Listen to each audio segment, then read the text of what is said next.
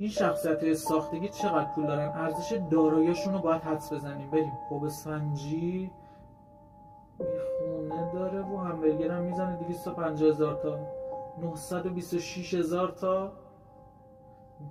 میلیونر اسپایدرمن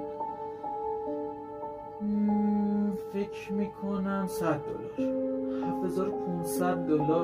بعد منم که معروف به پولدار بودم دیگه 5 میلیون خوبه. 5 میلیون 6.3 میلیارد دلار.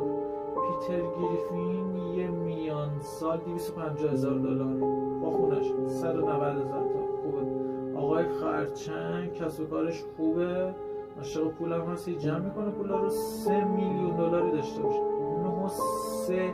9.3 میلیون دلار.